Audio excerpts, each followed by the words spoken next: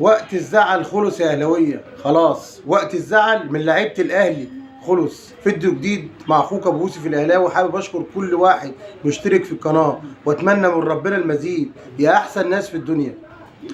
وقت الزعل من لعيبه الاهلي خلاص خلص. ماتش السوبر عدى، ماتش السوبر خلص، مش هيجي تاني الا السنه الجايه. يبقى احنا نركز مع فرقتنا، نركز مع فرقتنا.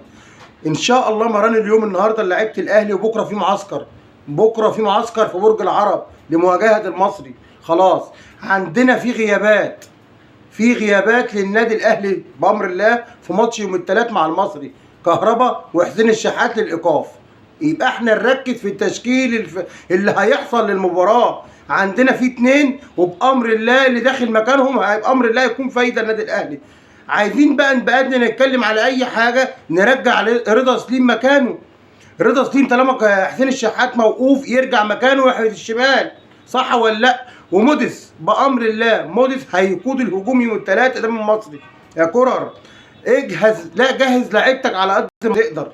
الايام اللي جايه والماتشات اللي جايه مش هتستحمل اي زعل الجمهور الاهلي، مش هنستحمل اي حد يجرح في النادي الاهلي تاني. اللي حصل يوم ماتش السوبر والاستهتار بتاع اللعيبه ده قلنا عليه، واحترفنا اللي انت المدير الفني المسؤول عن الهزيمه هو واللعيبه ومدير الكوره معاهم خالد بيبو. خالد بيبو المفروض يبقى له دور اكتر من كده. انا مش شفتلوش لقطه خالد بيبو، انا ما شفتلوش لقطه في الماتش، ما فيش ولا كادر قام يعترض ولا قام يتكلم معاه. احنا كنا بنشوف الكابتن سيد عبد الحفيظ قاعد كل دقيقه يكلم اللعيبه وبيتكلم، لكن خالد بيبو السياسه اللي هو عاملها بتاعت الهدوء مش هتاكل مع النادي الاهلي. يا خالد يا بيبو بعد احترامي ليك السياسه دي غيرها. شوف النادي الاهلي في الماتش بيحتاج كل تدخل منك، تدخل مع اللعيبه، تدخل مع الحكم، مع الحكم الرابع، صحصح الدنيا. لكن انت جاي قاعد بالسياسه اللي انت قاعد راجل هادي، لا مش هتنفع مع النادي الاهلي. سياسه خالد بيبو مش هتنفع مع النادي الاهلي، لازم يغيرها. وكرر عايز اتكلم فنيا بقى يا كرر، ابعد بقى اللي بقول لك عليهم دول بقى، ابعد طاهر محمد طاهر شويه عن الفرقه. ابعد طاهر، ما تفكرش طاهر اللي انت هتنزله يفيدك. والله طاهر محمد طاهر ده ما يلعب في الاهلي بعد احترامي ليه. ومعاه صلاح محسن. صلاح محسن احنا نزلناه والله العظيم. اول ما صلاح محسن نزل عارف ان احنا مش هنكسب ليه، الكرات العرضيه وصلاح محسن عايز يطلع لك فوق وخلاص. ضيعنا الماتش من ايدينا، احنا مش هنتكلم عليه. عايز اتكلم ان شاء الله على ماتش المصري. ماتش المصري عايز اتكلم عليه بعد احترامي لاي حد. الشناوي يلعب في حراسه المرمى ما ده هو، وعلي معلول ما فيش غيره، ومحمد هاني، وياسر ابراهيم يرجع مكان رامي ربيعه. ياسر ابراهيم يرجع، رامي ربيعه يا جماعه بياخد الكوره من الشناوي يلعبها لي الطويله. الكوره دي خلاص خلصت يا عم رامي يا ربيعه، الكوره دي انتهت بعد احترامي لك. حتى لو الكوره اللي كان قال لك كده عشان صلاح محسن يطلع لك كوره عاليه مش تاكل مع الفرقه دي خلاص. يبقى مين؟ الشناوي، والله ما صلى على النبي، معلول وهاني وعبد المنعم وياسر ابراهيم. جينا بقى خط النص يا جماعه. خط النص النادي الاهلي مش هينفع بثلاثه ارتكاز، مش هينفع بالخطه اللي بيلعب بيها دي. العب باثنين والعب بقفشه ثالث معاهم. ليه؟ قفشه بيمسك كوره، قفشه هيمسك الكوره. عمال اقول قفشه يلعب ثالث في نص الملعب جنب حسين جنب ديانج وجنب مروان او امام عاشور، اي حد من الثلاثه اثنين ومعاهم مين؟ قفشه. هنيجي لناحيه الشمال رضا سليم وبيرسي تاو وموديس يا جماعه، وندخل عبد القادر الفرقه. ده عبد القادر برقبه طاهر ده، اقسم بالله احمد عبد القادر لعيب كبير. نفسي يا رب كرر يديله الفرصه ويديله الثقه زي ما كان مديها له. ما اعرفش راح فين، ما اعرفش ماتش السوبر ما لعبش ليه. اقسم بالله عبد القادر ده مش احسن من طاهر على الاقل. طاهر الكره اللي بتجيله مش عارف يستلمها وكل الدنيا. انا بقالي 6 شهور بقول طاهر ما يلعبش في النادي الاهلي، وكنت بعوق وكنت مش عارف اعمل ايه. ما اعرفش كرر متمسك بيه ليه، ما اعرفش. انت فكرني وجهه نظرك اللي هو هيفيدك، مش هيفيدك والله. ما هيخلص لك ماتش ولا هيعرف يعمل لك اي حاجه. سيبكم من الاغاني اللي انتوا كنتوا عايزين تعملوها دي بعد ماتش السوبر.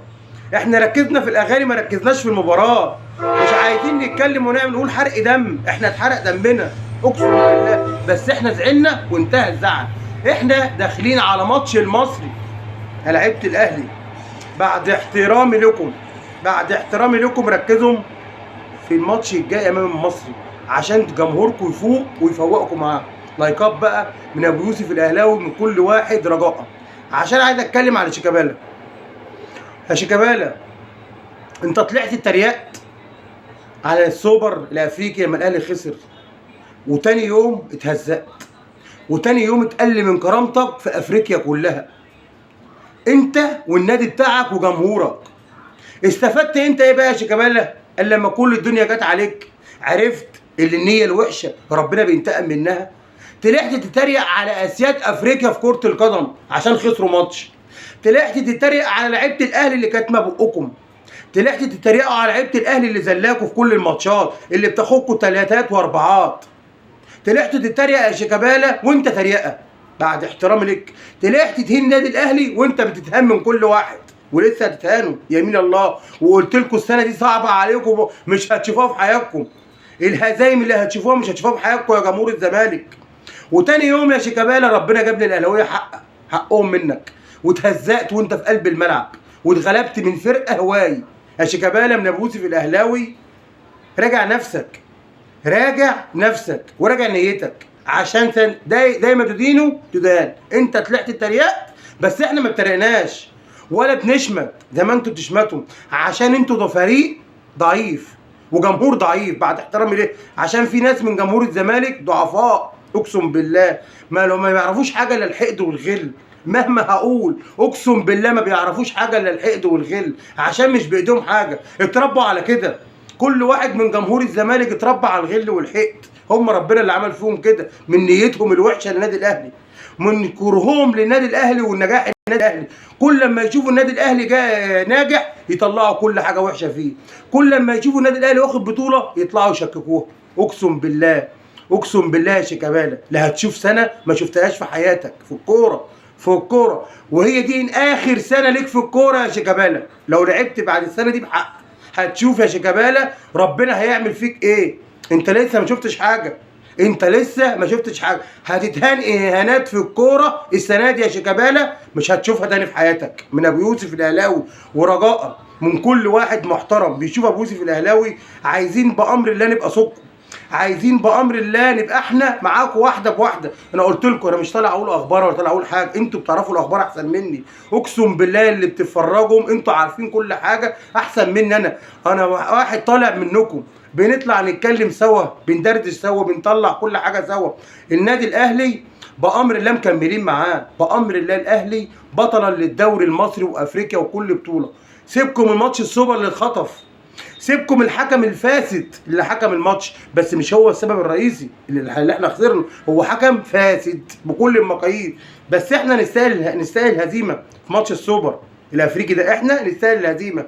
عشان كده بطالب كل جمهور الاهلي المحترم، ماتش المصري ابنوا الملعب، ماتش المصري من اول دقيقه. انا عارف انتوا تعملوا كده اقسم بالله، واثق يا جمهور يا محترم يا شباب يا زي الورد، يا احسن حاجه في النادي الاهلي جمهوره، احسن حاجه بتحصل في النادي الاهلي جمهوره. بعد احترامي للنادي الاهلي وكل رموز الاهلي، جمهور الاهلي احسن من لعيبته، جمهور الاهلي احسن من اي حد اقسم بالله من قلبي يمين الله اللي هيحاسبنا على ربنا.